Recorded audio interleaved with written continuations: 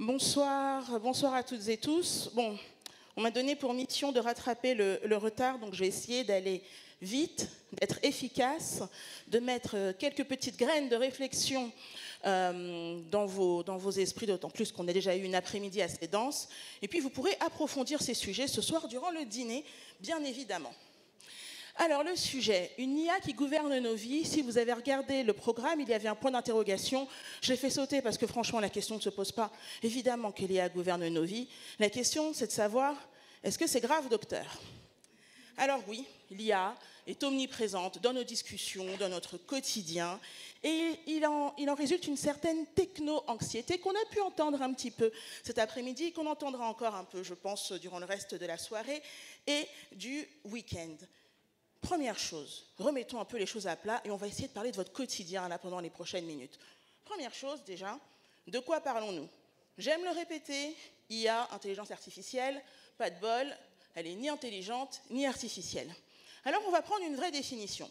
Moi j'aime cette définition de John McCarthy, qui est un économiste, qui nous dit que l'IA peut se définir comme un processus d'imitation de l'intelligence humaine qui repose sur la création et l'application d'algorithmes exécutés dans un environnement informatique dynamique.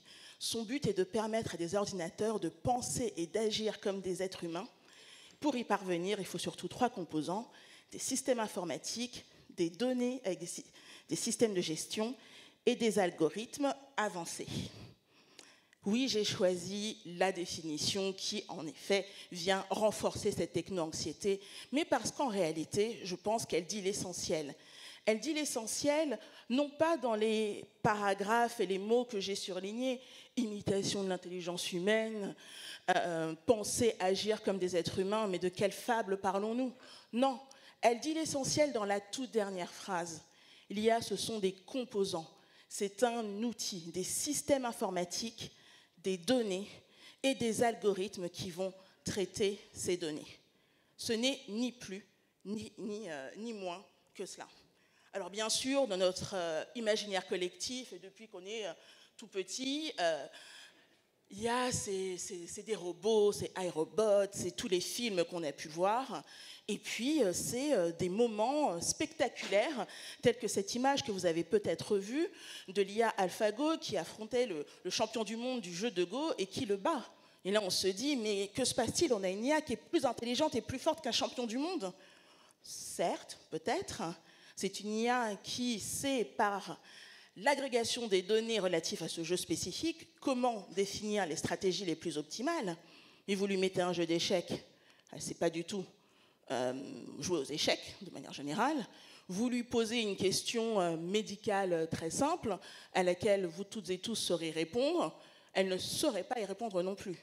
Donc ce n'est pas de l'intelligence, ce n'est pas de la compréhension, ce n'est pas de l'appréciation émotionnelle de quoi que ce soit, c'est juste une capacité à pouvoir gérer des données et les traiter. Alors, est-ce que cela crée une crainte légitime de pouvoir nous remplacer?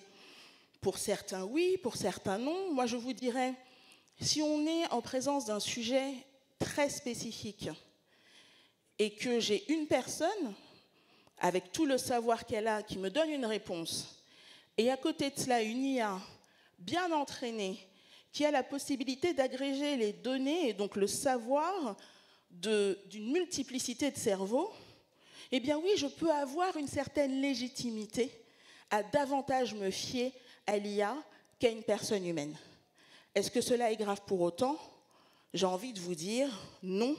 Non, à partir du moment où j'ai une certaine fiabilité de mon IA, et donc, à partir du moment où je sais que je peux reposer sur des données qui sont des données qui ont été testées, qui ont été évaluées, et donc des données, je le répète encore, fiables. Quelle est la suite? Alors, si on revient à votre quotidien, en fait, l'IA, on en parle beaucoup là à cause de ChatGPT en fait, hein, mais l'IA, vous l'avez tout le temps, vous l'avez partout, et c'est pour ça que je vous disais, l'IA qui gouverne vos vies, oui, je prends l'exemple très rapide des transports. Enfin, toute personne qui utilise Waze utilise déjà un système d'IA. Alors peut-être pas dans la partie gestion du trafic en temps réel, mais lorsque vous faites de l'anticipation, par exemple, de vos trajets, évidemment que vous êtes déjà en train d'utiliser un système d'IA. Toutes les villes qui fonctionnent sous ce bel acronyme de Smart City sont des villes qui utilisent aussi des systèmes d'IA pour pouvoir modéliser, anticiper, améliorer la performance de leurs services publics et de tout ce qui peut être utilisé par les citoyens. On a d'ailleurs à Londres un système qui s'appelle Scout, qui permet, grâce à un système d'IA, de pouvoir anticiper les flux de circulation et qui a permis de réduire les retards des personnes qui circulent à Paris à Londres, de près de 12%. Donc je passe le message à tous ceux qui tiennent les agglomérations des grandes villes dans lesquelles nous circulons. Mais surtout, l'IA, vous le connaissez, dans nos usages technologiques. Tout à l'heure, Dominique le disait, faisait référence à sa mère. Moi, j'ai envie de faire référence à votre usage quotidien. Qui est-ce qui utilise Siri? Un peu tout le monde. Moi, j'ai désactivé parce que Siri me fatigue. Mais en effet, vous commencez à composer un email, on vous suggère un cordialement. Ce n'est pas un problème, ça ne nous dérange pas. Il est là, on appuie sur la flèche d'à côté, on l'a. C'est pourtant une IA également. Est-ce que c'est quelque chose qui nous gêne dans notre éthique d'utiliser ce produit? Non, pas du tout. Mais pourtant, depuis l'arrivée de ChatGPT, on commence à se poser des questions. Pourquoi? À mon sens, pour 2 raisons. La première raison, c'est que ChatGPT a utilisé un modèle qui copie le mode d'expression humain. En allant lettre par lettre, mot par mot, on a l'impression qu'il réfléchit comme nous lorsqu'il donne une réponse, et c'est ce visuel-là qui crée cette anxiété. D'ailleurs, pour ceux qui utilisent le chat de Mistral, vous verrez que cela est bien moins le cas sur cet outil, et que cela génère donc moins d'anxiété à l'utilisation de ce LLM, qui est en réalité le même que celui d'OpenAI pour ChatGPT. Second élément, c'est aussi parce que plus nous avançons, plus nous utilisons des outils qui passent de la capacité de nous renseigner, nous alimenter, à nous aider à prendre des décisions et à prendre des décisions. Et c'est là qu'on en arrive à cette question. Mais finalement, qui prend les décisions? Est-ce que c'est nous? Est-ce que c'est la machine? Est-ce qu'on sait quelles décisions on prend? Est-ce qu'on sait sur quelle base on prend ces décisions? Et c'est là qu'il faut être vigilant. Excusez-moi, je ne bouge plus. Je vous ai pris quelques exemples. Commençons pour un exemple assez classique, le milieu professionnel. Vous avez une IA, par exemple, telle que LinkedIn Learning. Cette IA, qu'est-ce qu'elle va faire? Elle va analyser vos compétences, vos expériences, les articles que vous lisez quand vous allez sur LinkedIn, les publications auxquelles vous réagissez, éventuellement les offres d'emploi que vous consultez. Et à partir de là, l'algorithme va identifier ce qui vous manque et il va vous proposer des formations en conséquence. C'est génial, non? C'est pas mal. En plus, généralement, on paye pour ça. En revanche, ce que vous ne savez peut-être pas, c'est que l'offre de services en matière de formation sera considérablement limitée aux partenaires de LinkedIn, puisque ce sont eux qui ont donné un certain nombre de formations. Là encore, c'est une question de degré d'information. Vous avez un autre système tel que Amy. Amy, c'est un coach virtuel. Amy va vous fixer des objectifs. Vous allez les évaluer ensemble. Vous allez suivre vos progrès. Puis Amy va vous donner des exercices à faire pour devenir meilleur en management, meilleur en traitement de données, meilleur dans tout ce que vous souhaitez faire dans votre vie professionnelle. Et Amy va donc vous aider. Et pour mieux vous aider, Amy va vous demander un maximum d'informations. Et pour encore mieux vous aider, Amy va demander un maximum d'informations aux entreprises avec lesquelles Amy aura un contrat de partenariat. Et pour que ces entreprises puissent mieux recruter, elles devront donner de plus en plus d'informations sur leur fonctionnement interne et sur ce qu'elles recherchent en termes de compétences et sur énormément d'éléments de fonctionnement interne qui relèvent parfois du secret des affaires. Et là, vous le voyez encore, la donnée circule pour aider, pour mieux performer, mais la donnée circule, toujours. Est-ce que ça nous choque pour autant? Je ne pense pas, non. Pourquoi? Parce qu'on reste dans le milieu professionnel. Alors, je vais vous amener dans un autre domaine. Le coaching parental. Et là, normalement, c'est le moment où on se dit « Oh mon Dieu, où est-ce qu'on va ?» Je peux vous parler, par exemple, de Parentpal, ce que certains connaissent. C'est une appli de coaching parental. Alors, aujourd'hui, vous avez tous, souvent le lundi matin, le petit message sur votre écran qui vous dit combien de temps d'écran vous avez eu dans la semaine. Vous l'avez, ça? C'est rien, c'est pas dérangeant, hein? Puis si vous avez des ados, vous avez bien envie de savoir combien de temps d'écran ils ont eu. Et puis, vos ados, vous aimez bien savoir s'ils dorment bien ou pas? Combien d'heures ils ont dormi? Les enfants, surtout, on aime bien savoir combien d'heures ils ont dormi. Hein. Ah, et puis, qui est-ce qui mesure la taille de ses enfants? Vous avez encore ces petits traits là sur le mur où on regarde à quel point ils grandissent. C'est quand même plus simple de faire ça de manière technologique, non? Et puis en même temps, il faut aussi suivre la courbe de croissance et savoir si elle est équivalente à celle des autres enfants de leur âge. Puis à quel âge est-ce qu'ils ont parlé? À quel âge est-ce qu'ils ont commencé à marcher? Puis on va vouloir comparer avec les données des autres. Tout ça, c'est tout ce qui peut être analysé par une appli telle que ParentPal. Et ParentPal, en fait, va d'abord agréger un certain nombre de données de santé, d'alimentation, les horaires de votre enfant. Et puis ensuite, ParentPal va vous donner des conseils pour améliorer tout ça. Parce que de toute façon, on veut le bien-être de son enfant, bien sûr. Mais ParentPal va vous proposer d'autres choses aussi. Vous allez pouvoir donner des éléments sur les interactions sociales de votre enfant pour savoir s'il doit faire peut-être plus de sport, s'il doit avoir plus d'activités sociales, plus de vie associative. Et puis, vous avez peut-être un enfant qui est difficile, un enfant qui fait des crises. À ce moment-là, on ne sait pas comment faire, on demande alors comment je gère.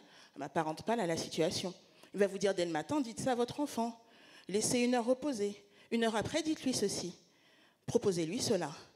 Et plus on est un public vulnérable, en fait, en détresse, en difficulté, plus on va avoir recours à ce genre d'outil et plus on va avoir besoin que cet outil soit efficace et le plus adapté à notre situation personnelle. Et donc, plus on va donner, encore une fois, de données. Si on ne donne pas ces informations, la fiabilité est moindre et donc ça ne sert à rien d'utiliser cet outil, n'est-ce pas? Et donc, malheureusement, on se retrouve en présence de ces outils qui ont une mission qui est intéressante. Hein. Mais encore une fois, n'oublions pas, pour pouvoir reposer sur l'agrégation de ces données, il faut qu'elles soient fiables. Or, il n'y a ni éthique, parce qu'on parle beaucoup de questions d'éthique de l'IA, je déteste ce terme, l'éthique c'est une valeur humaine, il n'y a pas de compréhension, et puis surtout, on n'est pas sans risque. Alors je vais aller hyper vite sur les risques, parce qu'on en parle souvent, et puis parce que vous les trouverez. Mais je veux quand même que vous les ayez toujours en tête. Les risques, c'est bien sûr... Ah, ça c'était ma slide anxiogène. Voilà. C'est bien sûr les biais, vous le savez. Si on repose sur des données et que ces données intègrent des biais, évidemment, votre outil ne va faire que modéliser ces biais et finalement même les institutionnaliser. Donc l'IA est un outil formidable de reproduction et d'institutionnalisation des biais.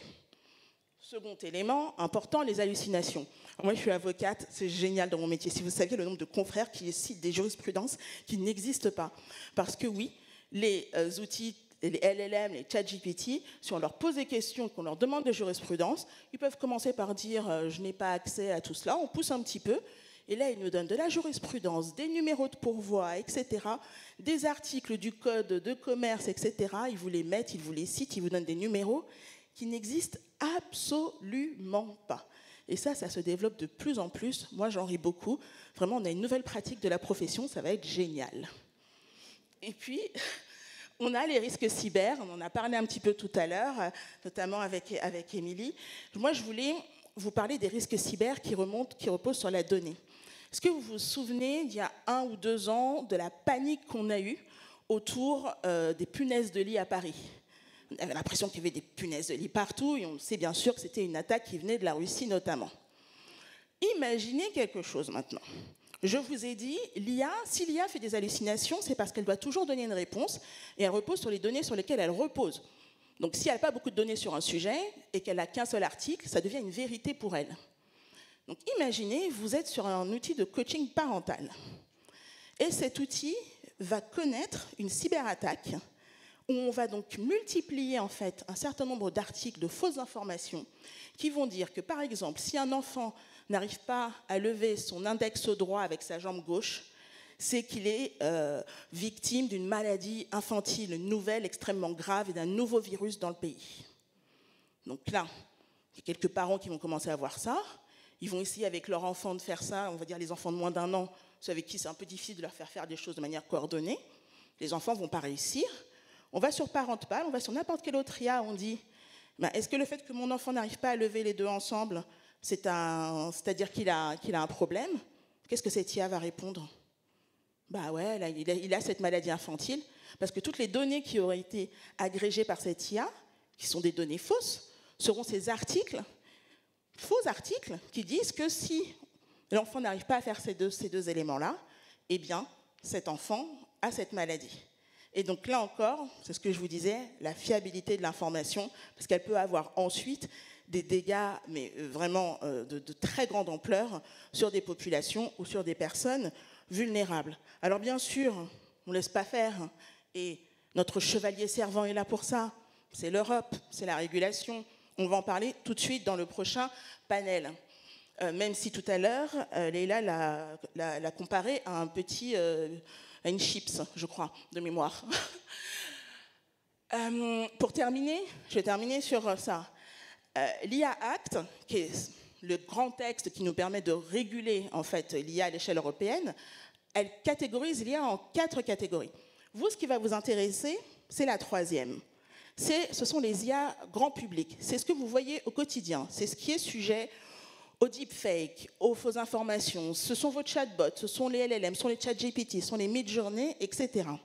Et en matière de régulation, ce qu'on demande concernant ces IA, c'est une chose en particulier, la transparence. Et pourquoi la transparence? Pour le consentement. Je vous ai dit une chose tout à l'heure, l'IA gouverne vos vies. Oui. Est-ce que c'est grave? Non, à partir du moment où il y a cette transparence. Parce que cette transparence, elle vous permet d'exprimer votre consentement à absolument tous les étages. Et c'est ce que j'appelle, moi, les 6 clés du consentement. 1, je sais que j'utilise une IA. 2, je sais quel système d'IA je choisis. 3, je sais comment il fonctionne. 4, je sais sur quelles données il repose.